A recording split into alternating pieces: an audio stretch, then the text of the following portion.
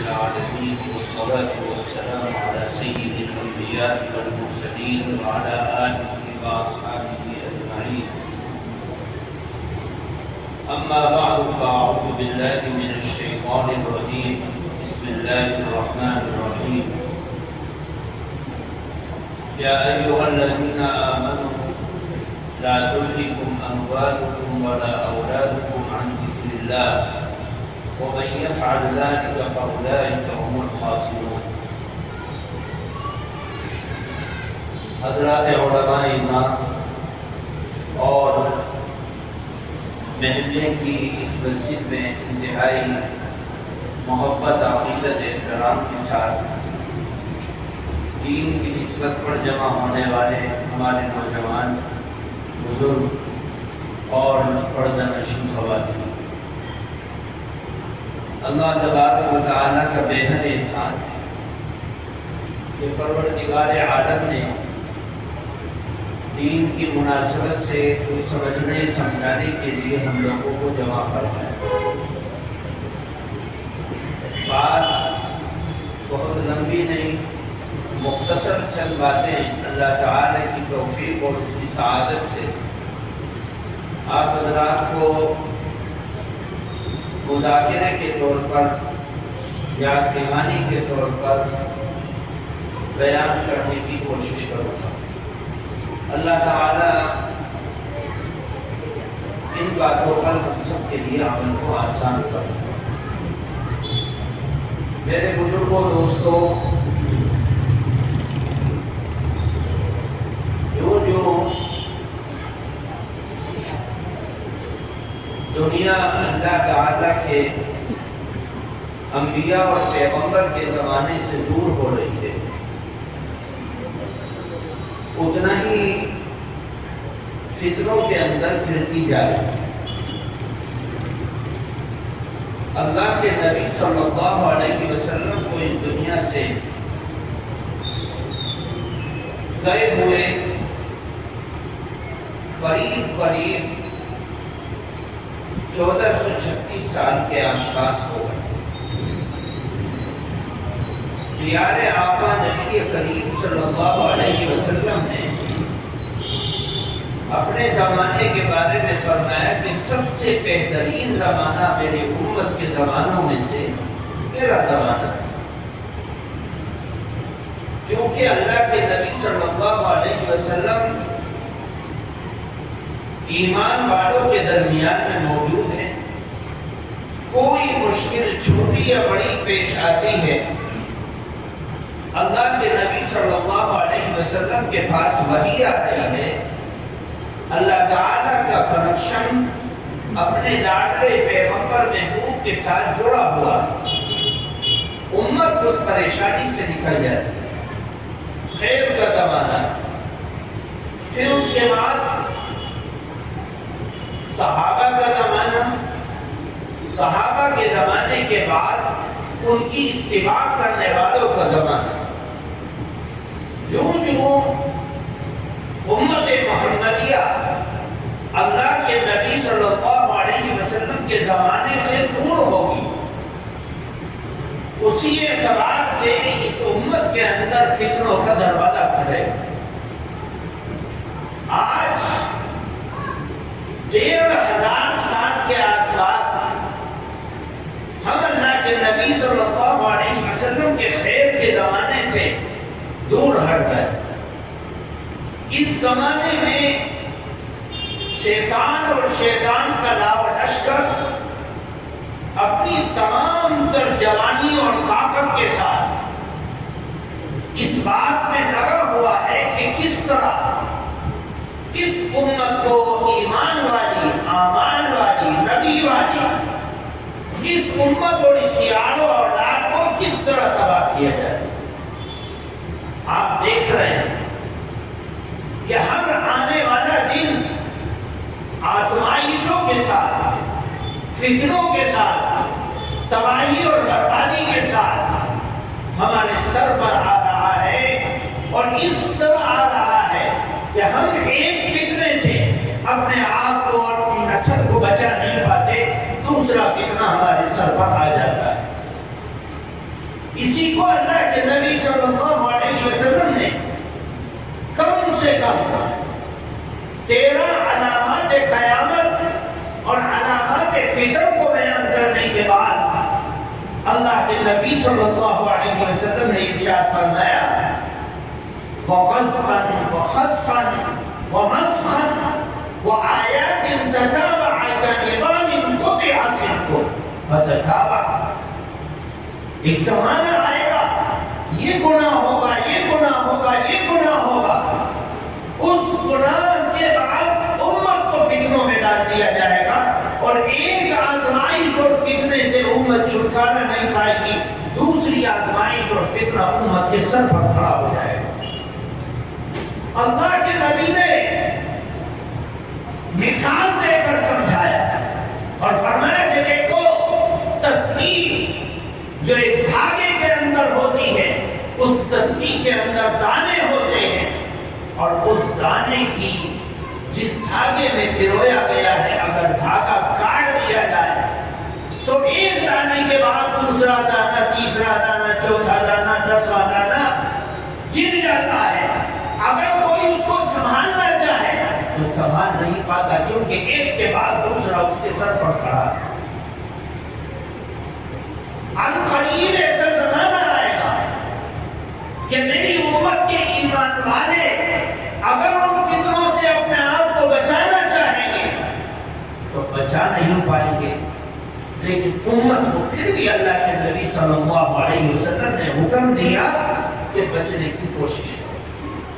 کس طرح کہ اگر کوئی ایک آدمی اس آدمی کے اوپر 100، 200، 1000 آدمی حملہ کر دیں اور وہ جانتا ہے کہ موت سامنے سے، لیکن وہ اپنے آپ کو بچانے کے لیے ہاتھ پٹکے گا، پیر پٹکے گا، ہاتھ سے بچائے گا، پیروں سے بچائے گا، سر کو چھپائے گا، کس طرح کہ میری جان کسی طریقے سے ان 1000 آدمیوں سے بچ جائے۔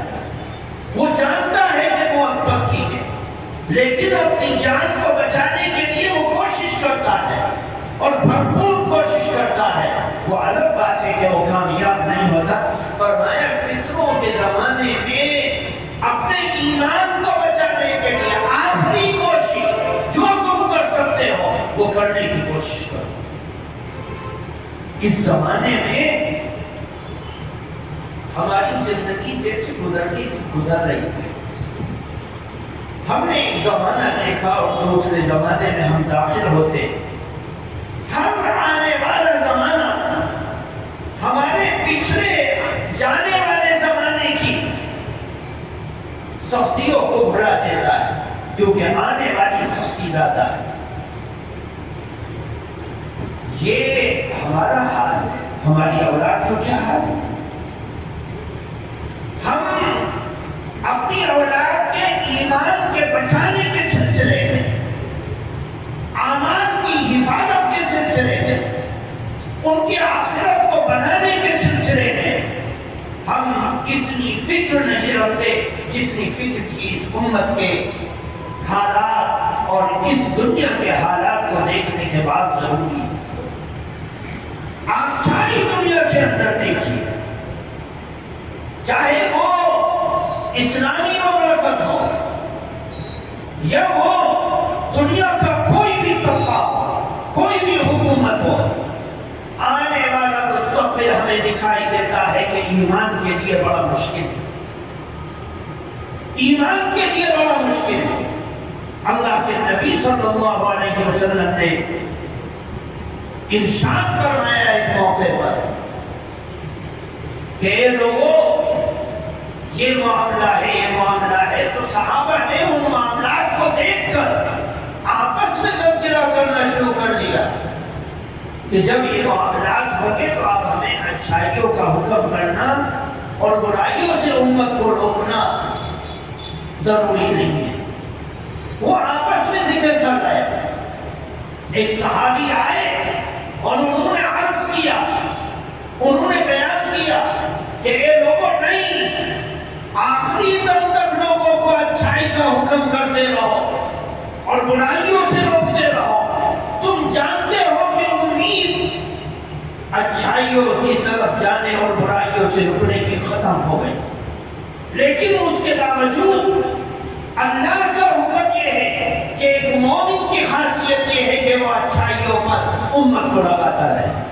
ہم دیکھ رہے ہیں کہ حالات بدل رہے ہیں، لوگ سننے کے لیے تیار نہیں، پلٹنے کے لیے تیار نہیں، بچانے کے لیے تیار نہیں، بچنے کے لیے تیار نہیں، لیکن اللہ کا حکم ہمیں یہ ہے کہ اگر تم اپنے دل کے اندر ایمان کا ذرہ رکھتے ہو تو اے لوگوں اچھائیوں کا حکم کرتے رہو، برائیوں سے روکتے رہو۔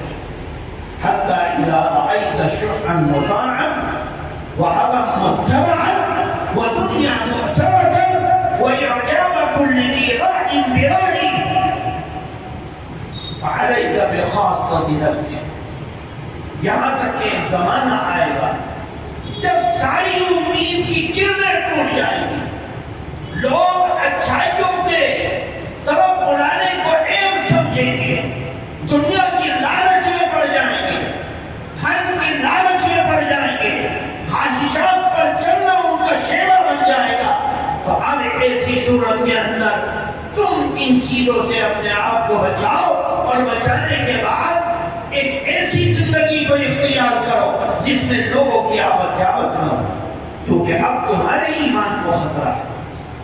اللہ کے نبی صلی اللہ علیہ وسلم فرماتے ہیں فَإِنَّ مِنْ وَرَائِكُمْ أَيَّامًا، اس لیے کہ اب اس زمانے کے بعد ایک زمانہ آئے گا جس زمانے میں ایمان کی حفاظت ایمان والے کے لیے اتنی مشکل ہوگی جتنا کہ دیکھتے ہوئے انگارے کو ہتھیلی پر رکھنا۔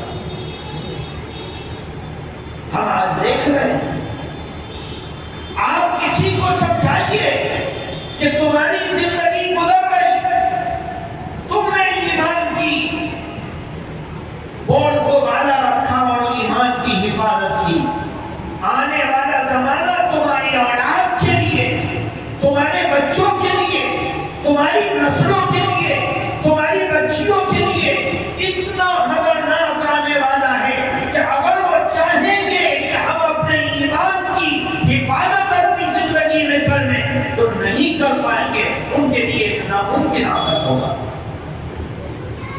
آج دنیا اسی کی طرف جا رہی ہے، اور ہم دیکھ رہے ہیں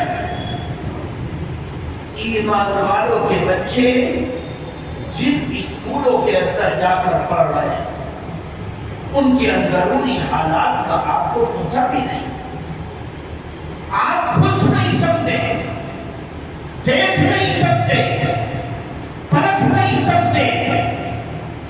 وہی انسانیت کا سبق دینے والا جس کو معلم بنا کر بھیجا گیا تھا کہ بھئی تعلیم دے گا، بچوں کو ادب دے گا، اخلاق دے گا، جب وہی معلم اور وہی سکھلانے والا، وہی بتلانے والا انسانیت کو ایک خاص وچار کے اوپر لے جانے کی اپنے اندر تڑپ رکھے گا تو یاد رکھو کہ اس کی سوچ، اس کی فکر ہماری سوچ اور فکروں سے ایسا فرق رکھتی ہے جیسے زمین اور آسمان کا فرق۔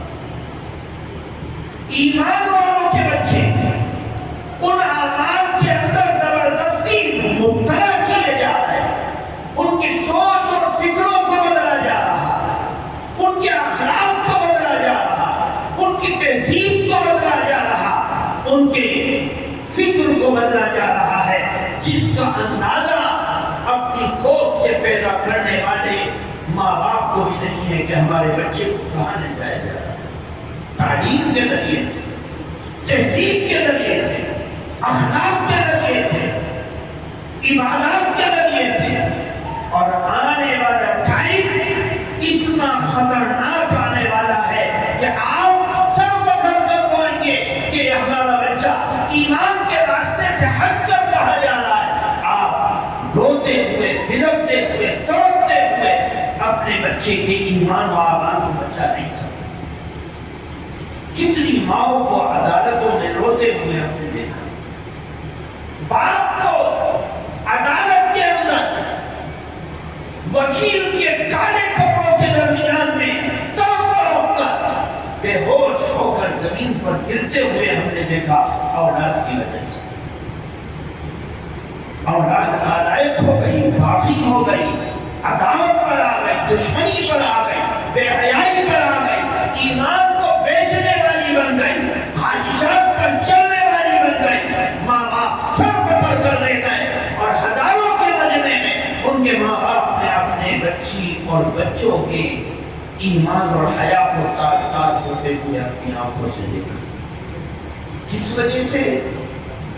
اس خطرناک زمانے میں جب ہمارا بچہ اور بچی ہمارے گھر کے اندر محفوظ رہی، ہم یہ سمجھ رہے ہیں کہ ہم فلاں عمارت میں بھیج کر اپنے بچے اور بچی کے ایمان و تہذیب کو حفاظت سے رکھ لیں گے۔ یہ ناممکن عمل ہے۔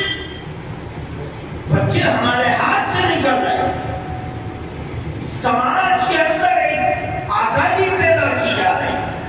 اللہ نے حکم دیا تھا کہ نہیں، بچہ ماں باپ کے تابع ہے۔ ایک صحابی آئے،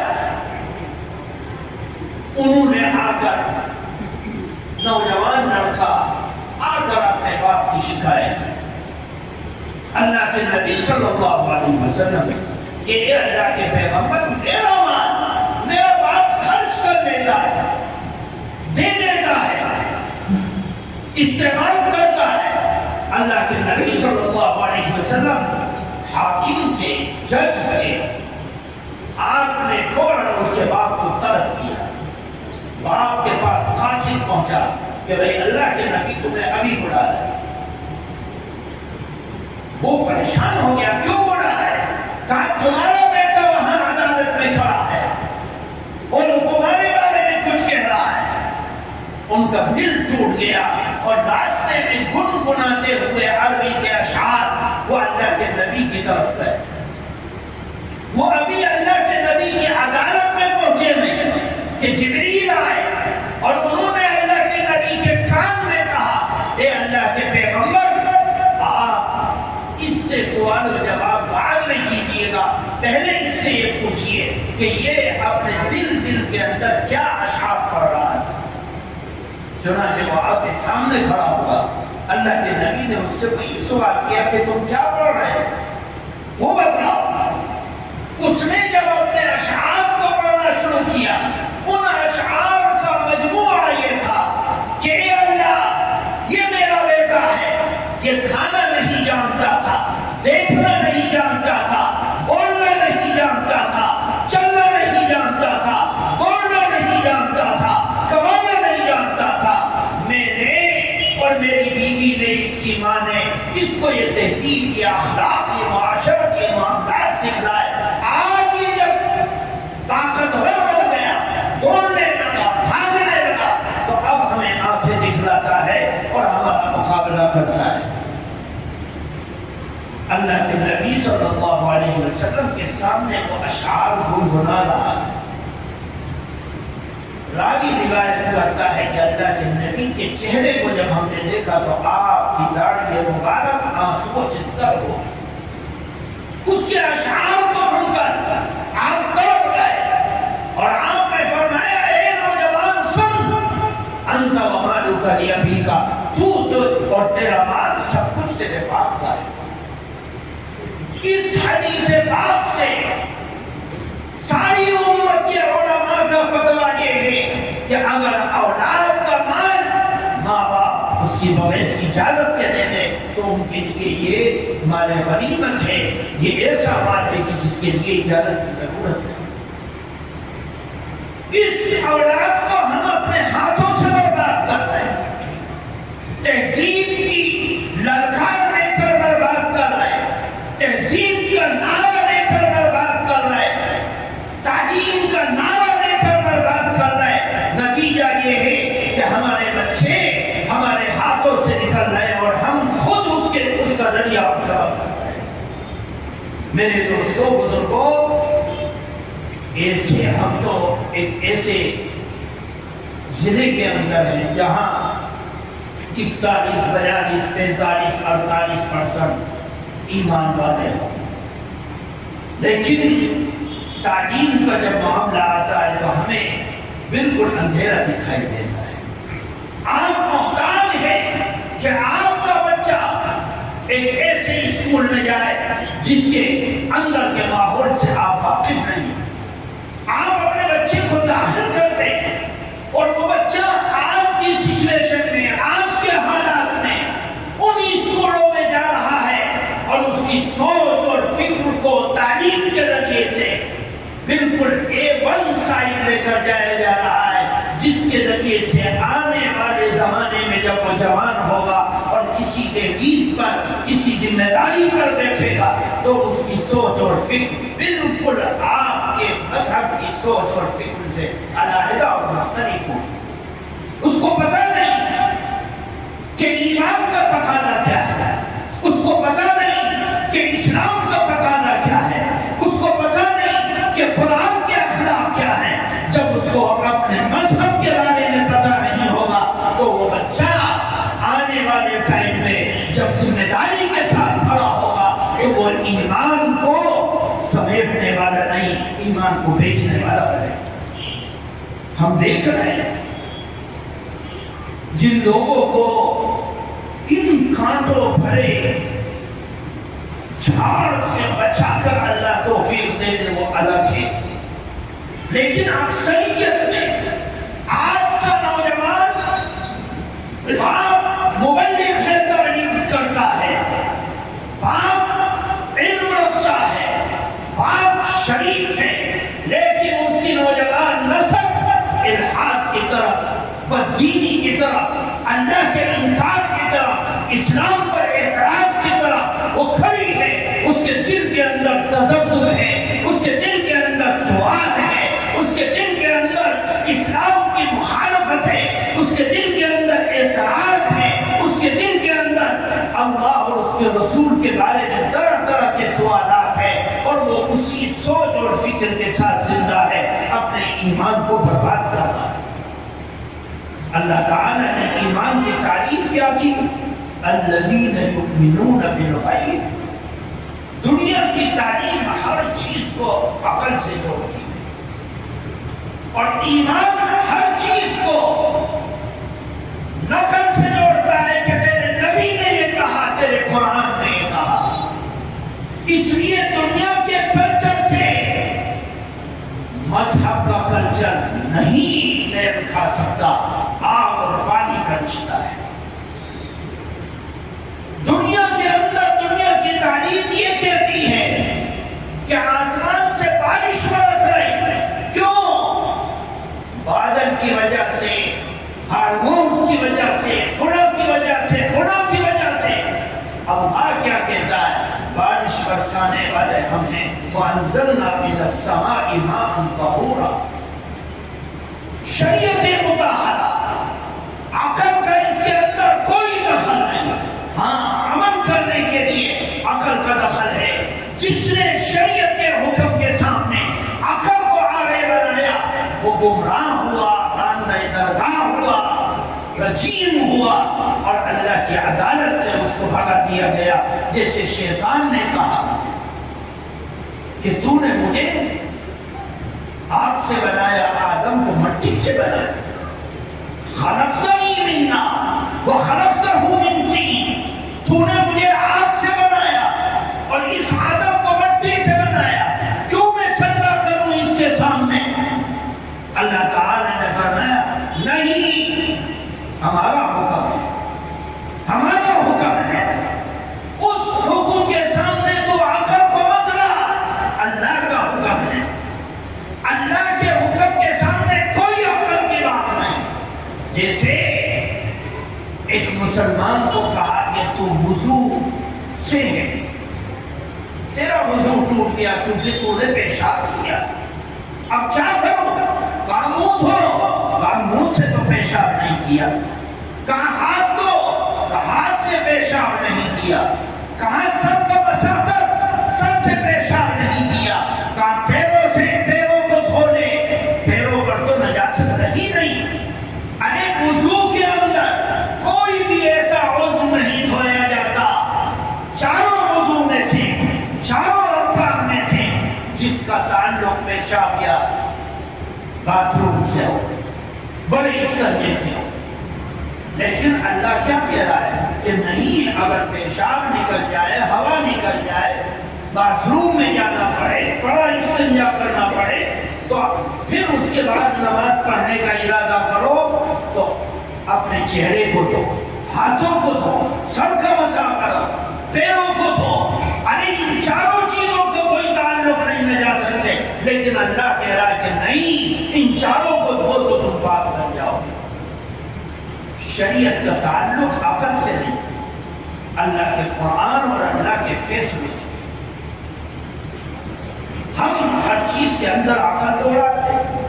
اب جو نوجوان نسل ہماری کالجوں سے آ رہی ہے، ٹاپ تعلیم حاصل کر کے آ رہی ہے، بڑی بڑی یونیورسٹیوں سے نکل کر آ رہی ہے، اور نیٹ کے ذریعے سے طرح طرح کی معلومات کو حاصل کر کے آ رہی ہے، وہ نسل اللہ کے اس نقل والے فیصلے سے دور ہو رہی ہے اور ہر چیز کو اپنے عقل کے ذریعے سے پرکھتی ہے۔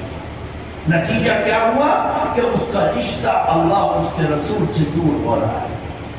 نوجوان بچہ ہے لیکن اسلام پر اعتراض کرتا ہے، ایمان والا بچہ ہے اسلام پر اعتراض کرتا ہے، نبی کے نام کو، محمد کو اپنے نام کے ساتھ لگاتا ہے لیکن اسلام پر اعتراض کرتا ہے۔ یہ تحریت اور یہ الحاد، یہ اللہ سے دوری، نبی کی شریعت سے دوری اور بیزاری صرف اس وجہ سے آئی کہ دنیا کی تعلیم نے اس کو ہدایت اور شریعت کے نہ ہونے کی وجہ سے عقل کی بیماری میں مبتلا کر دیا۔ مسجد کا مکتب، مدرسے کی تعلیم، مبلغ کی تبلیغ کہتی ہے کہ تم ٹاپ کی تعلیم حاصل کرو، ڈاکٹر بنو، انجینئر بنو، فلاسفر بنو، آئی ایس بنو، پی سی ایس بنو، جو جی چاہے بنو، لیکن یاد رکھو مذہب سے ہٹ کر اگر تم کچھ سوچو گے تو یاد رکھو کہ تم گمراہ ہو جاؤ گے۔ دنیا تو تمہارے ہاتھ سے نکل ہی گئی، آخرت بھی تمہارے ہاتھوں سے نکل جائے گی، آخرت بھی نکل جائے گی۔ اسی کو اللہ کے نبی صلی اللہ علیہ وسلم نے فرمایا قرب قیامت میں فتنوں کا زمانہ آئے گا، اور فتنے اتنے خطرناک ہوں گے کہ ان فتنوں کا سب سے بڑا فتنہ جو اس دنیا کے اندر آئے گا وہ دجال کی شکل میں آئے گا۔ اور اللہ کے نبی ڈرتے تھے اور صحابہ کو چند دعائیں آپ نے یاد کروائی، رٹوایا، یاد کروایا۔ ان میں سے ایک دعا استخارہ اور ایک دجال کے فتنے سے بچنے کی دعا۔ اللہ کے نبی نے صحابہ کو رٹوایا، بتلایا، سکھلایا۔ کیوں؟ اس لیے کہ دنیا کے اندر ایمان والوں کو ایمان سے پھیرنے کے لیے سب سے خطرناک فتنہ دجال کا فتنہ آئے گا، اور وہ کیسا فتنہ ہوگا کہ ساری دنیا میں ایمان والے جگہ لگا کر ایمان والے ایمان کی بات کرتے ہیں لیکن ایمان کے خلاف ان کے عمل کی وجہ سے، سوچ کی وجہ سے، فکر کی وجہ سے ایمان سے اتنی دوری ہوگی کہ دجال اللہ تعالیٰ اس کو خاص طاقت دے گا، اور وہ اس طاقت کے بلبوتے پر 40 دن میں پوری دنیا کے ہر چھوٹے بڑے شہر کے اندر گھوم جائے گا، اور جس شہر میں جائے گا لاکھوں انسانوں کو مرتد کر دے گا اور ایمان سے پھیر دے گا۔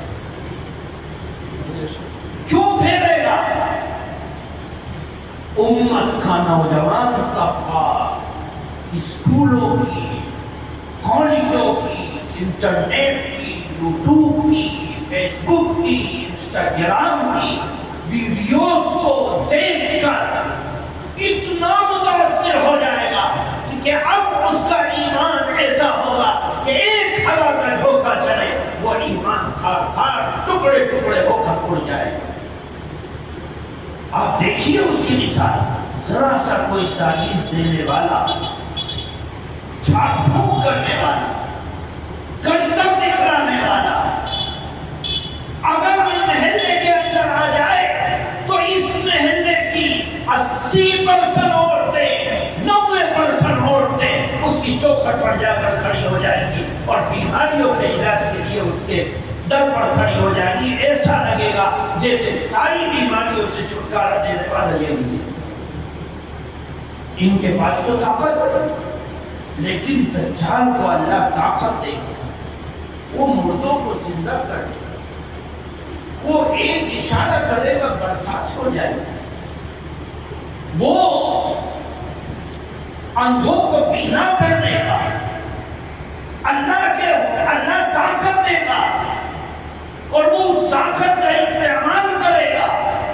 لوگ اس کی شکتی کو اور طاقت کو دیکھ کر اگر لاکھ آدمی ہوں گے تو سب ایمان سے محروم ہو کر اس کا کلمہ پڑھنے لگیں گے.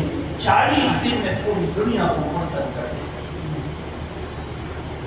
اللہ تعالی اس فتنے سے امت کی حفاظت فرمائے. اللہ کے نبی تڑپتے تھے, روتے تھے, صحابہ کو دعا سکھلاتے تھے.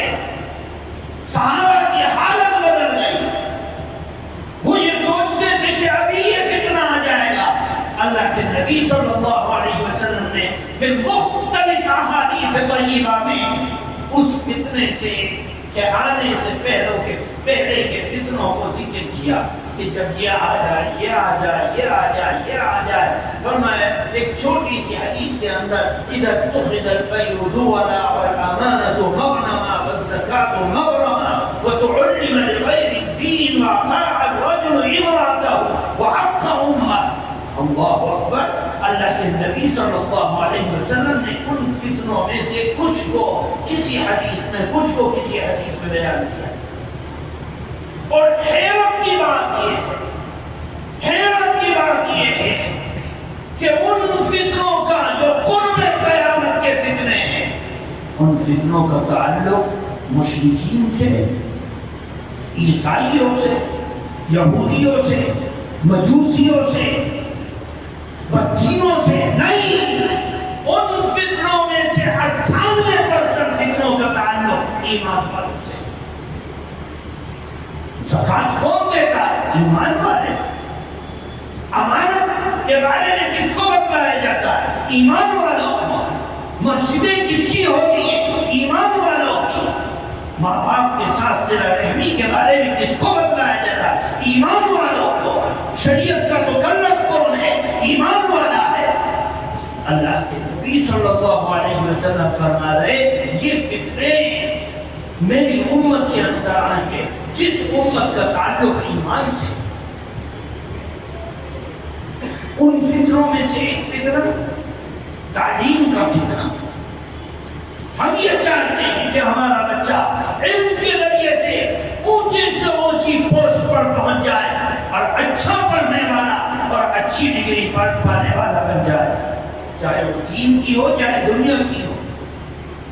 اللہ کے نبی صلی اللہ علیہ وسلم نے تعلیم کو خدمت سے جوڑا, لیکن فرمایا کہ آخر زمانے میں لوگ تعلیم حاصل کریں گے خدمت کے لیے نہیں. فرمایا تعلیم حاصل کریں گے لوگ کمانے کے لیے, دنیا کے لیے. ڈگری پائیں گے کمانے کے لیے, دھن کے لیے, دولت کے لیے, پیسے کے لیے. اللہ کے نبی اسی کو فرما رہے ہیں تو علم لغیر الدین. لوگ علم کو حاصل کریں گے دین کے علاوہ اور مقاصد کے. آج آپ دیکھیے دیندار کو لے لیجیے, دنیا دار کو لے لیجیے, دیندار کو کسی نہ کسی حد تک سمجھ لیتا ہے کہ بھائی مجھے دین حاصل کرنا ہے, قرآن کا حافظ بنے گا میرا بچہ, عالم بنے گا, مفتی بنے گا, قاری بنے گا, تو وہ اس قرآن کی تلاوت اور اس پر عمل کرے گا تو دین کا اور آخرت کا پہلو کہیں نہ کہیں ہوتا ہے. لیکن دنیا کی تعلیم کو حاصل کرنے والے خالصتاً خدمت کو بیچ میں سے ہٹا کر دنیا کے لیے کام کریں. اکثر و بیشتر الا ماشاءاللہ اللہ کسی کو توفیق دے دے. میرے دوستوں بزرگوں, اللہ کے نبی صلی اللہ علیہ وسلم کا زمانہ دور ہو رہا ہے اور قیامت اور موت قریب آ رہی ہے. جو ہم قیامت کے قریب جا رہے ہیں, فتنوں کے دروازے کھل رہے جگہ ہم گئے تو وہاں 25-30% ایمان والے تھے اور ٹوٹل اسکول اور کالج غیر ہو گئے تھے۔ ہم نے وہاں جا کر بات کی تو انہوں نے کہا کہ مولانا صاحب اس 25% میں سے بھی 5-6% اسکولوں میں جاتے ہیں، باقی ادھر ادھر تو اپنے جانے سے پہلے ہی چھوڑ دیں۔ کوئی جاتا ہوگا نیچے پرائمری اس میں جاتا ہوگا اور اس میں مسلم اور غیر مسلم سب کے بچے پڑھتے ہیں اور سب کے اسکول ہیں۔ ان اسکولوں کے اندر ایک نامی گرامی اسکول کا نام لیا اور نام لے کر بتایا کہ وہاں پر یہ معاملہ ایمان کے خلاف ہو رہا ہے۔ ہم نے جا کر بات کی، بات کرنے کے بعد سے کہا بھائی اپنے بچے آپ نکالنا چاہو، نکال لو، ہم 90% کو ان 10% کی حفاظت کے لیے 90% کو ناراض نہیں کر سکتے، آپ اپنے بچے نہیں جانا چاہو نہیں۔ صاف یہ معاملہ صرف اس وجہ سے کہ ہم اپنے بچوں کے سلسلے میں غیرت مند نہیں ہوئے، ان کے ایمان اور اعمال اخلاق کی فکر نہیں کی، نتیجہ یہ ہوا کہ آج ہمارے بچوں کے ایمان مستقبل کے اندر داؤں پر لگے ہوئے ہیں اور لٹکے ہوئے ہیں کہ اس ایمان کے اندر کتنی طاقت ہے ہمیں کوئی اندازہ نہیں۔ ان کو تعلیم ایسی دی جاتی ہے، ان کو بتایا جاتا ہے، ان کے انٹرنس گیٹ کے اوپر لگی ہوئی تصویر، اس تصویر کے سامنے خاص عمل کروایا جاتا ہے اور نہ کرنے والے کو تنبیہ کی جاتی ہے، چاہے وہ کسی کا بچہ ہو۔ آپ یہ سمجھتے ہیں کہ ہمارا بچہ جب اسکول کی وین میں بیٹھ گیا تو اب کتب و ابلالوں کے جھلوٹ میں ہمارا بچہ آ گیا، ہماری بچی اللہ کے بڑے بڑے بڑیوں کے درمیان میں آ گئی، اب اس کا ایمان اور اعمال اور علم سب محفوظ ہو گیا۔ نہیں، اب وہ آپ کی دیکھ ریکھ سے باہر چلی گئی، اس کا ایمان دوسرے کے بھروسے پر ہے، اس کے اخلاق دوسرے کے بھروسے پر ہے، اس کی حیا دوسرے کے بھروسے پر ہے۔ اور ابھی تو یہ بات ہے، آنے والے ٹائم کے اندر جس تیزی کے ساتھ ہمارے بچوں، ناسمجھ بچوں کے اندر کچھ ایسی تعلیم کو جن کا نام لینا میرے لیے مناسب نہیں مسجد کے اندر، وہ تعلیم کورس کے طور پر داخل کی جائے گی اور پھر آپ سر پکڑ کے دیکھیں گے اور روئیں گے کہ آپ ہم کچھ نہیں کر سکتے۔ اس لیے بہت سختی سے کہا جاتا ہے کہ اے لوگوں، اپنے بچوں کی تعلیم کے سلسلے میں اپنی درسگاہوں کا انتظام کرو، اپنے کلچر میں، اپنے ماحول میں ان کے ایمان کی حفاظت کے لیے کوشش کرو، ورنہ سر پکڑ کر بیٹھ جاؤ گے اور تمہارے بچے تمہارے ہاتھوں سے نکل جائیں گے۔ آپ یورپ میں دیکھیے، باپ بچے کو گھور نہیں سکتا، ڈانٹ نہیں سکتا، مارنا تو بہت دور کی بات۔ اگر بچے کو گھور کر دیکھ لیا ماں نے یا باپ نے، شاسن پر شاسن کو یہ آرڈر ہے کہ آپ کو گرفتار کر دیں، اور سینکڑوں، ایک نہیں دو نہیں، سینکڑوں واقعات ایسے دکھائی دیتے ہیں کہ یہ سب کچھ ہوا اور ماں باپ سر پکڑتے ہیں۔ یہ دور اس ملک میں بھی آ رہا ہے اور جب آئے گا تو آپ سر پکڑ کر رہ جاؤ گے کہ کیا چیز ماں ہے اور کیا چیز باپ ہے۔ نہ بیٹے کو پتا ہے اس مقام اور مرتبے کو کا، اور نہ بچے کو پتا ہے اور نہ ماں باپ کو پتا ہے کہ کیا ہو رہا ہے۔ اس لیے بہت تیزی سے کہا جاتا ہے کہ ان مسجدوں میں چلنے والے مکاتب کو بند ہونے سے پہلے ان کی قدر کرنا، ورنہ ان کے دروازوں کو بند کیا جائے۔ اسکول کے ٹائم میں پڑھانا آج جرم ان کے دروازوں کو کھولنا بچوں کے لیے جرم ہے. اور جب یہ سسٹم آگے بڑھے گا تو اب اسکول کے کلچر کے خلاف اگر کوئی نیا کلچر آپ اپنے بچوں کو دینے کی کوشش کریں گے تو اسکول والے کمپلین کریں گے اور آپ کو پکڑا جائے گا کہ آپ نے بچے کو کیوں سکھلایا. سلام کیا چیز ہے, سب کو چھپانا حجاب کیا چیز ہے, یہ ساری چیزیں اس ملک میں آنی ہیں. اس لیے بڑے تڑپ رہے ہیں کہ اے لوگوں, وقت کی خرابی کے آنے سے پہلے اپنے بچوں کے جو کچھ آج تمہارے قبضے میں ان کی حفاظت کرو کہ ایمان کا کلچر 10-20 سال اور آگے تک چل جائے, ورنہ سر بسر رہو گے اور کچھ نہیں کر پاؤ گے. بچے تمہارے ہیں لیکن نہیں. آج یورپ میں دیکھیے 18 سال تک کے بچوں کے تمام خرچے کو سرکار دیتی اور یہ کہتی ہے کہ دیکھو یہ بچے تمہارے ضرور ہیں لیکن تم صرف ان کو پالنے کا اختیار رکھتے ہو. ان کا دوا, ان کا کھانا, ان کا پینا, ان کی تعلیم, ان کا بندوبست, ان کا کپڑا, سب کچھ ہم دیں گے 18 سال تک. اور جب ہم دے رہے تو یہ بچے ہمارے ہیں, تمہارے نہیں. جب بچے ہمارے ہیں تو اب ہم ان کے لیے تعلیم دینا دنیا کی اسکول کی لازم ہے تمہارے اوپر, کیونکہ خرچہ ہم دے رہے ہیں. جو ہم بتانا چاہ رہے ہیں وہ سکھلانا ان کو لازم ہے. ماں باپ صرف مزدور بن رہے ہیں, ماں باپ مزدور بن رہے ہیں کہ میں اپنے بچے کو پال رہا ہوں. جیسے کوئی آپ اپنے بچے کو, ایک بچے کی ماں اس دنیا سے چلی گئی, باپ اس دنیا سے چلا گیا تو عدالت اس بچے کو کسی کو دے گا کہ بھئی اس کا خرچہ جو ہے تمہیں اتنا ملے گا, تم اس بچے کو پالو. ماں باپ کی حیثیت یہی رہے گی. میرے دوستوں, ان مسجدوں میں چلنے والے مکاتب کی قدر کرو, ان مدرسوں کی قدر کرو, ان کو بچا لو. اپنے بچوں کو سکھلاؤ کہ اسلام کا کلچر کیا ہے, ان کو بتلاؤ, ورنہ سر پکڑ کر رہ جاؤ گے. 1 مہینے کے بعد بھی تمہاری اولاد تمہارے قبر کے نشان کو پتہ نہیں کر سکے گی کہ کہاں. اور یہ تو قبر کی بات ہے کہ ہمارے ملک میں کم سے کم قبرستان تک اولاد چلی جاتی ہے. یورپ کے اندر, اولڈ ہوم کے اندر, بوڑھوں کے گھروں کے اندر بچے تجارت کرنے والے, ملازمت کرنے والے اپنے ماں باپ کو چھوڑ کر آ جاتے ہیں.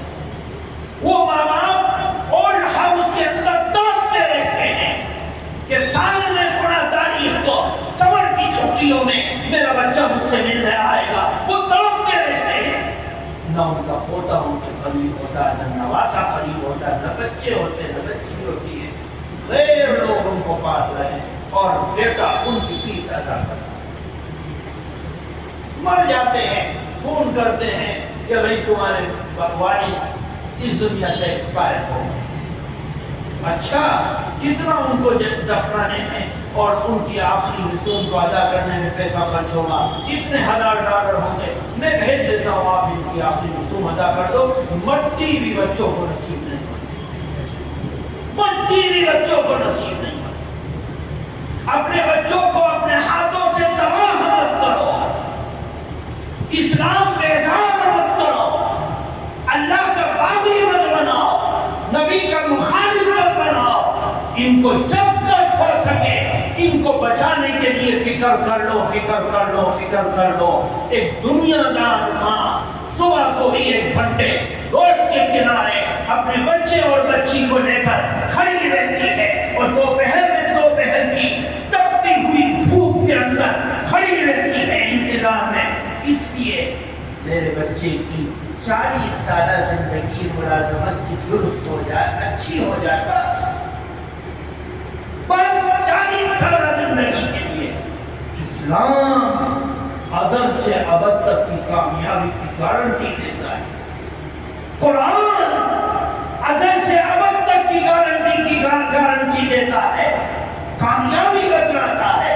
کہ نبی سے تعلق جوڑو، اپنی نسل کا بھی تمہاری کامیابی یہ ہوگی۔ ہم اس کو پیروں کے نیچے کچل رہے ہیں اور بربادی اپنے ہاتھوں سے، اپنے مال سے، اپنی فیس سے، اپنے دھن سے خرید کر اپنے گھر میں لا رہے ہیں اور یہ کہتے ہیں میں ہمارا بچہ تو بڑا مائنڈ ہے۔ میرے دوستوں بزرگوں، اللہ تعالی نے ان بچوں کو ہمارے پاس امانت کے طور پر رکھا۔ ان کو دین سکھاؤ، ان کو ادب سکھاؤ، ان کو دیندار بناؤ، ان کو تعلیم دو، ان کو اسلام سکھلاؤ، نبی کی محبت سکھلاؤ۔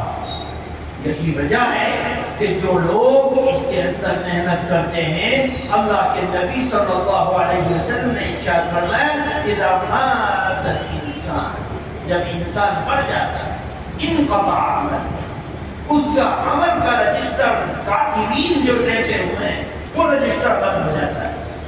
الا من ثلاث، تین خوش قسمت مرنے والے ایسے ہیں جن کے اعمال صالحہ کا رجسٹر کھلا رہتا ہے۔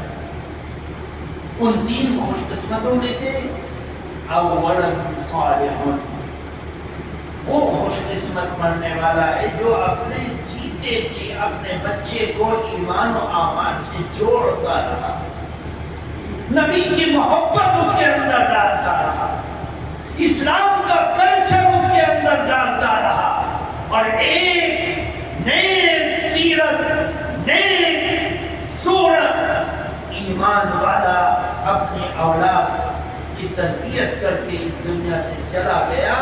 اس کے مرنے کے بعد بیٹا ہاتھ اٹھاتا ہے اللہم اغفر لی ولوالدی، اے اللہ میری بھی مغفرت فرما اور میرے ماں باپ کی بھی مغفرت فرما۔ جب وہ اپنے ماں باپ کے لیے دعا کرتا ہے تو اللہ تعالیٰ اس کی دعا کو قبول کرتا ہے، دعا کو قبول کرتا ہے کہ اولاد ماں باپ کے لیے دعا کر رہی ہے۔ فرمایا کہ اس کی اولاد اتنی نیک ہو کہ وہ اپنی دعاؤں میں اپنی ماں باپ کو یاد رکھے۔ فرمایا وہ ماں باپ خوش قسمت ہیں کہ وہ مر کر اس دنیا سے چلے گئے لیکن ان کے اعمال صالحہ ان کی نسل میں جاری وسائل۔ اگر وہ چیزیں نہ ہو تو انسان مر جائے گا۔ اب پھر اس کے بعد پوچھیں بھئی یہ قبرستان میں تمہارے پرخ بھی ہیں؟ ہاں ہمارے جد امجد، ہمارے والد، ہماری والدہ یہاں دفن ہے۔ کہاں ہیں؟ قبر کہاں ہے؟ قبر کا تو پتہ نہیں، قبر کا تو پتہ نہیں۔ بچے اگر دیندار ہوتے ہیں، اپنے ماں باپ کی محبت رکھتے ہیں، ان کے ایمانی تعلق اور رشتے کو برقرار رکھتے ہیں، تو وہ ہر نیکی کے اندر اپنے ماں باپ کا حصہ رکھتے ہیں۔ وہ سجدہ کر رہا ہے، رکوع کر رہا ہے، کلمہ پڑھ رہا ہے، ایمان کی غیرت کی بات کر رہا ہے، ہر چیز کے اندر ان کے ماں باپ کا حصہ ہے۔ میرے دوستو، اس برے اور فتنے کے زمانے کے آنے سے پہلے اپنے بچوں کو ایمان سے جوڑو، اعمال سے جوڑو، جتنا وقت ملے ان کو دیندار بناؤ۔ اللہ تبارک و تعالی ہم سب کو سمجھنے کی توفیق عطا فرمائے۔